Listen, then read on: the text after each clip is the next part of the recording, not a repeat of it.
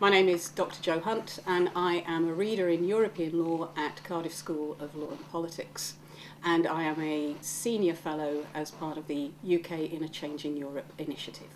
Since 1973, the United Kingdom has been one of the member states of the European Union, and there are now 28 member states. To start with, there were 6, and the member state is the basic building block of the European Union.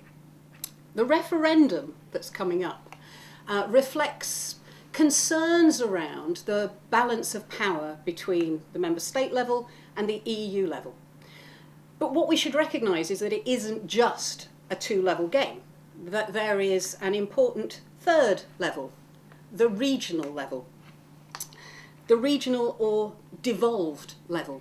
Because what we have got going on in the United Kingdom is an ongoing process of devolution, decentralisation of powers away from London, away from Whitehall and Westminster, to the regions and nations of the United Kingdom. And we see Scotland, Wales and Northern Ireland, for example, all gaining their own parliaments, their own assemblies, with an ability to make laws.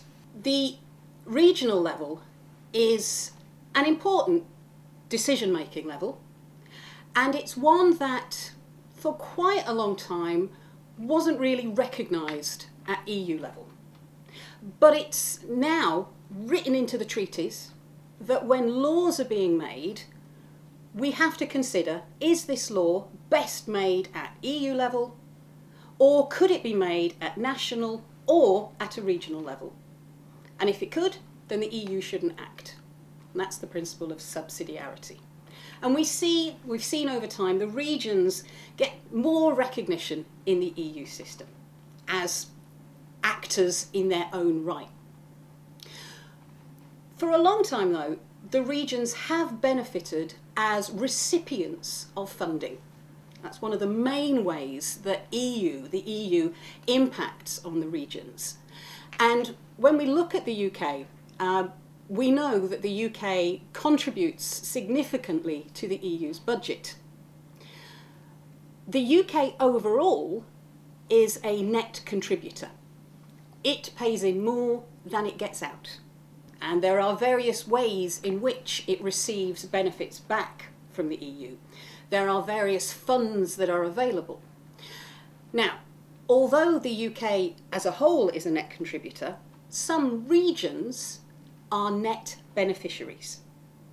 And being part of the EU is important because funding flows into these regions that perhaps would not otherwise come if the UK was not a part of the EU.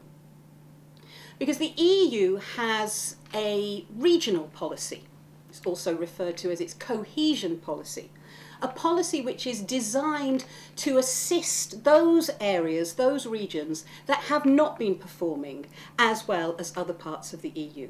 Wales benefits to the tune of almost £2 billion over a programming period. So the funds that the EU receives from the member states, it then returns to the states for them to spend in various ways. And what we will have is funding going into regions that are not doing as well economically.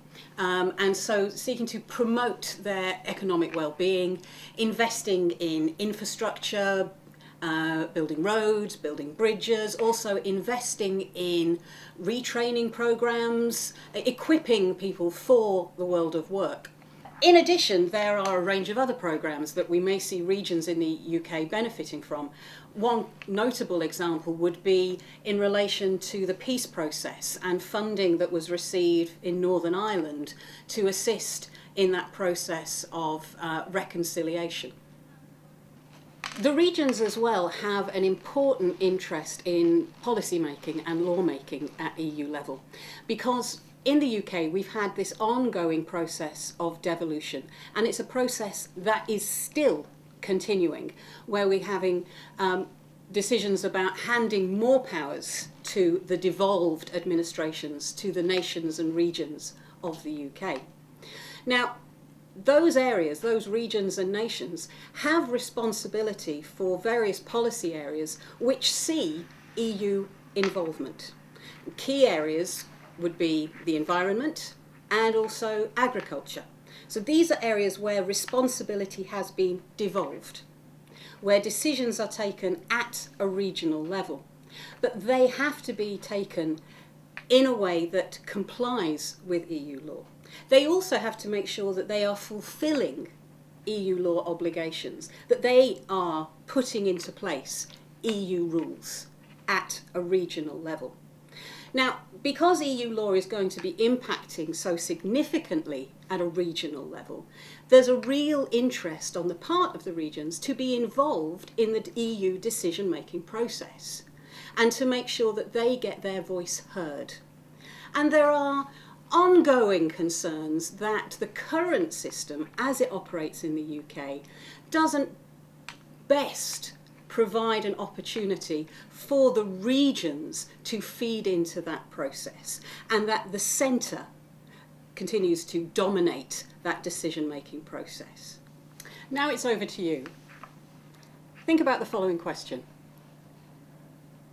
Do the regions benefit from the UK being in the EU?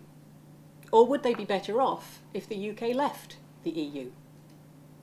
Some of the things you might want to think about include regional funding, where that funding comes from and where it might come from in the future, and also decision making. How much of a say the regions have in the decisions that impact on them.